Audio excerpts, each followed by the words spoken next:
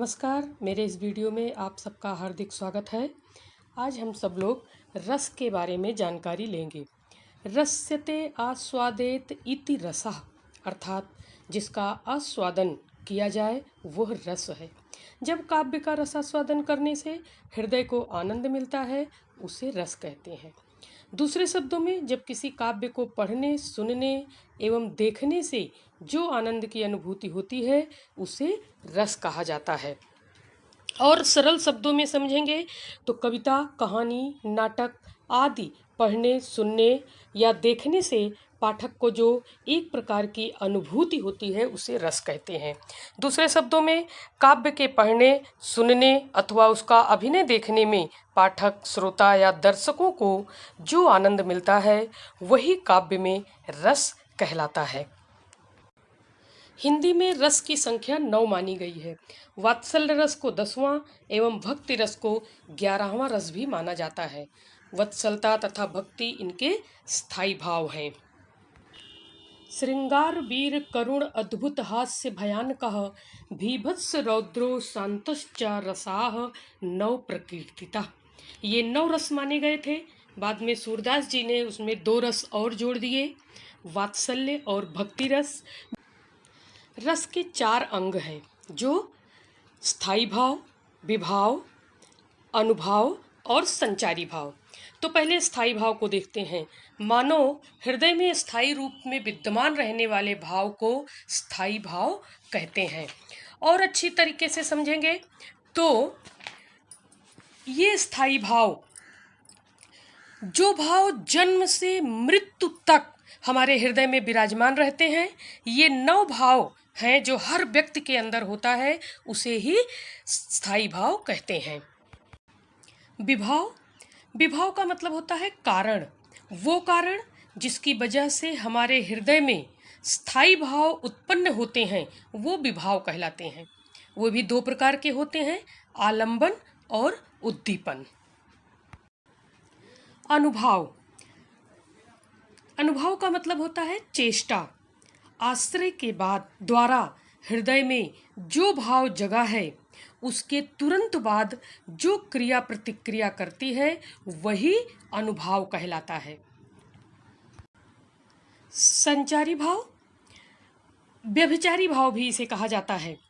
जैसे आने जाने वाले जो विचार हमारे हृदय में कौन सा भाव जगा ये बताने के लिए जो भाव आते हैं उनको संचारी भाव कहा जाता है।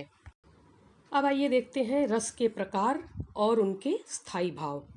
तो मैंने पहले बताया आपको कि रस के 9 प्रकार होते हैं, लेकिन 2 प्रकार जोड़ दिए गए हैं तो 11 हो गए हैं।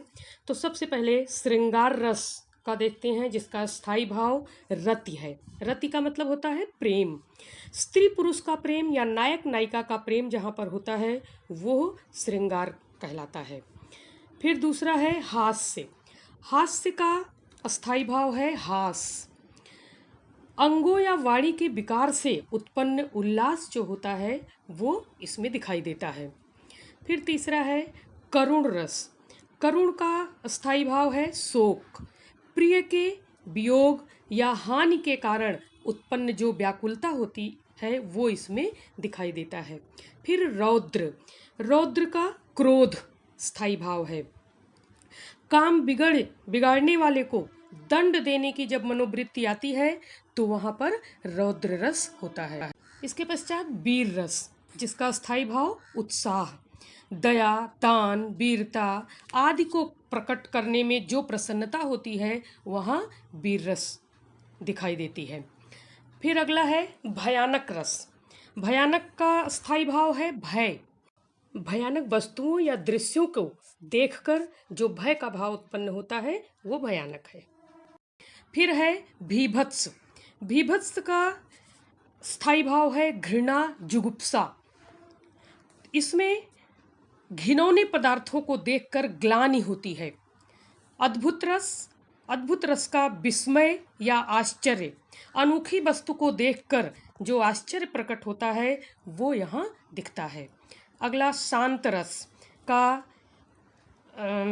स्थायी भाव है निर्वेद, जहाँ पर बिल्कुल वैराग्य का भाव आ जाता है, संसार के प्रति उदासीनता का भाव आ जाता है, वहाँ पर ये दिखाई देता है।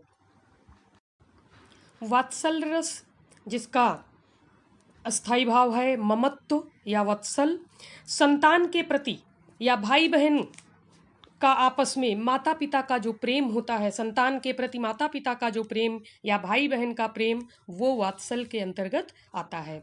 भक्ति रस में अनुराग, देवरति, देवरति अर्थात ईश्वर के प्रति अनुराग जहाँ दिखाई देता है, प्रेम दिखाई देता है, वो भक्ति रस कहलाता है। बच्चों, 12वीं के पाठ्यक्रम में ये 6 रस शामिल किए गए हैं, तो हम लोग डिटेल में इसकी ही चर्चा करते हैं। तो पहले मैं आपको थोड़ा सा ये स्थायी भाव, विभाव, अनुभाव और संचारी भाव एक कहानी के माध्यम से समझाना चाह रही हूँ। तो जैसे आप कॉलेज में एडमिशन लेते हैं, वहाँ जाते हैं, वहाँ आपको नए नए मित्र मिलते हैं। एक दिन आप खड़े हो, आपको कोई आता हुआ सुंदर सा दिखाई दिया, आपको लगा कि उससे हमको मित्रता करनी चाहिए, आपके मन में प्रेम जगा, वो है स्थायी भाव। अब जिसके प्रति वो भाव जगा वो विभाव है। फिर आप उसके पास से, जब वो आपके पास से गुजरा, आपने मुस्कुराते हुए उसे कहा कि आपका स्वागत है, ये आपकी क्रिया थी, प्रतिक्रिया थी, ये अनुभाव हुआ। और फिर उन्होंने हंसकर जवाब दिया, तो आपके मन में उत्साह आया, वो है संचारी भाव। तो देखा आपने, अब आपको रस के चारों अंग समझ में आ गए होंगे। अब हम लोग अपने रसों पर चलते हैं।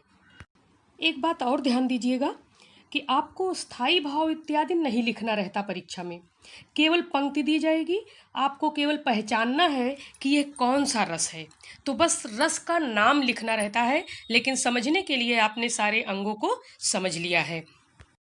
तो पहला रस है हमारा श्रृंगार रस। श्रृंगार रस में 2 भेद होते हैं, संयोग श्रृंगार और वियोग श्रृंगार।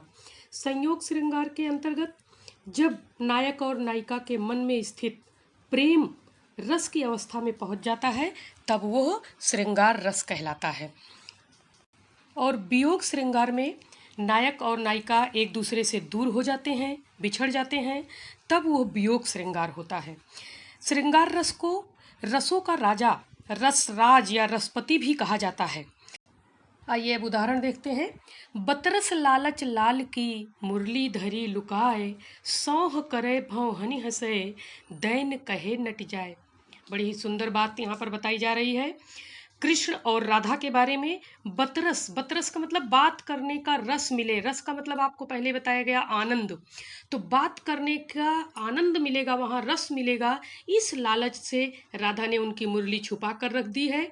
और सौह करे भौहनी हंसे, जब वो मांग रहे हैं कि मुरली हमको दे दो, तो वो कसम खा रही हैं और भौहों से हंस रही हैं, आँखों आँखों हंस रही हैं। दैन कहे नट जाए, और जब वो कहते हैं कि दो, तो वो नट जाए, मना कर देती हैं। तो ये दोनों की प्रेम की लीला हो रही है, इसलिए यहाँ पर संयोग श्रृंगार हुआ है।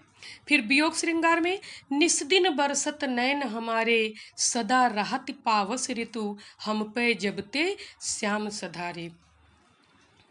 यहाँ भी गोपियों और कृष्ण की बात हो रही है कि उनके चले जाने से, जब से श्याम चले गए हैं, तो हमारे नयन ऐसे बरस रहे हैं जैसे लगता है कि हर सदैव पावस ऋतु अर्थात वर्षा की ऋतु चल रही है, हमारे नेत्रों से हरदम पानी बहता रहता है। तो यहाँ पर वियोग हो गया है, दूर हो गए हैं, इसलिए यहाँ पर वियोग श्रृंगार है। अगला रस है शांत रस, जिसका अस्थाई भाव है निर्वेद। जब कभी काव्य को पढ़कर मन में असीम शांति का एवं दुनिया से मोह खत्म होने का भाव उत्पन्न होता है, तो वहाँ शांत रस की अनुभूति होती है। जहाँ न दुख हो, न सुख है, न द्वेष, न राग, न ही कोई इच्छा और वैराग्य का मन होता है, वहाँ पर शांत रस होता है। जैसे यहाँ पर देखिए, जब मैं था तब हरि नहीं, अब हरि है मैं नाहीं, सब अधियारा मिट गया, जब दीपक देखा माए।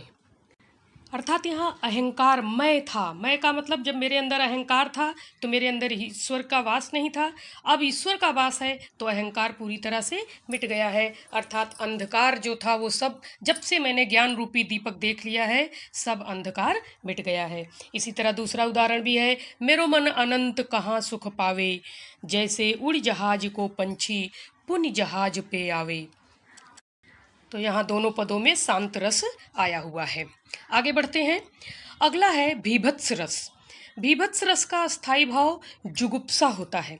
जहाँ भी कोई अप्रिय, अरुचिकर, घृणास्पद वस्तुओं, पदार्थों को हम देखते हैं तो हमारे मन में एक अलग तरह का भाव पैदा हो जाता है, घृणा आ जाती है, ग्लानि होने लगती है।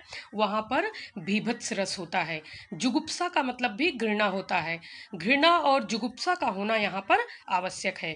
जैसा कि उदाहरण देखिए आप, सिर पर बैठो काग, आँख दो खात निकारत, खींचहि जीभहि स्यार, अतहि आनंद उर्धारत। कि स्यार वो एक मुर्दा के ऊपर बैठकर किस तरह से उनकी आँख निकाल रहे हैं, उनको खा रहे हैं। तो ये सब जब हम सुनते हैं तो हमारे मन में ग्लानि पैदा हो जाती है। दूसरा एक उदाहरण और भी है, सुड़ुक सुड़ुक घाव से पिल्लू निकल रहा। पिल्लू मतलब मवाद, तो मवाद ये सब कुछ घाव इत्यादि जब हम देखते हैं तो हमारे मन में ग्लानि उत्पन्न हो जाती है, घृणा होने लगती है। वहाँ पर भीभत्स रस होता है। अगला रस है रौद्र रस। जहाँ पर भी किसी के असह्य वचन, अपमानजनक व्यवहार के फलस्वरूप हृदय में क्रोध उत्पन्न होता है, वहाँ रौद्र रस उत्पन्न होता है। और रौद्र रस का अस्थायी भाव है क्रोध, तो क्रोध आ जाता है, वो रौद्र रस है। जैसे उदाहरण देखिए, उस काल मरे क्रोध के तन कांपने उसका लगा, मानो हवा के जोर से सोता हुआ सागर जगा। कि वचन जब किसी ने बोला तो उसका क्रोध के मारे वो कांपने लगा पूरी तरह से, और ऐसा लगा कि सागर जाग गया है, सागर में लहरें उठने लगी हैं। या कि एक उदाहरण और है कि कभी कुछ ऐसी तान सुनाओ जिससे उथल पुथल मच जाए, नाश और सत्यानाश का धुआंधार जग में छा जाए। तो यहाँ भी है कि ऐसी तान सुनानी है कि उसको क्रोध आ गया है देखकर कि हम ऐसा कुछ करें कि पूरे संसार में उथल पुथल मच जाए। तो यहाँ पर रौद्र रस आया हुआ है। इसके पश्चात अद्भुत रस। जब व्यक्ति के मन में विचित्र अथवा आश्चर्यजनक वस्तुओं को देखकर विस्मय आदि के भाव उत्पन्न होते हैं, तब वहाँ अद्भुत रस की निष्पत्ति होती है। इसके अंदर कांपना, रोमांच होना, गदगद होना, आँख छलकना जैसी बातें दिखाई देती हैं। देख यशोदा शिशु के मुख में सकल विश्व की माया, क्षण भर को वह बनी अचेतन, हिल न सकी कोमल काया। अब यहाँ आप देख रहे हैं कि यशोदा ने जब शिशु कृष्ण के मुख में उन्होंने वहाँ पर अपना पूरा विशाल रूप, विराट रूप जब दिखाया तो वो क्षण भर को एकदम अचेतन अवस्था में आ गई और वो बिल्कुल हिल नहीं पाई। उन्हें बड़ा ही आश्चर्य हुआ। दूसरा उदाहरण, हनुमान की पूंछ में लगन न पाई आग, लंका सारी जल गई, गयो निशाचर भाग। तो यहाँ पर दोनों में अद्भुत रस का प्रयोग हुआ है। आगे बढ़ते हैं भक्ति रस, जिसको कि सूरदास ने शामिल किया है। इसका स्थायी भाव देवरति है। देवरति मतलब ईश्वर के प्रति प्रेम, रति का मतलब प्रेम। इस रस में ईश्वर की अनुरक्ति और अनुराग का वर्णन होता है। इस रस में ईश्वर के प्रति प्रेम का वर्णन भी किया जाता है। असुवन जल सींच सींच प्रेम बेली बोई, मीरा की लगन लगी होनी होसो होई। यहाँ पर मीरा और कृष्ण के प्रेम की बात बताई जा रही है। पूरा ही भक्ति रस से परिपूर्ण है ये, तो यहाँ पर इसलिए भक्ति रस का प्रयोग किया गया है। अगले वीडियो में पुनः मिलने का वादा करते हुए मैं आपसे विदा लेती हूँ। धन्यवाद।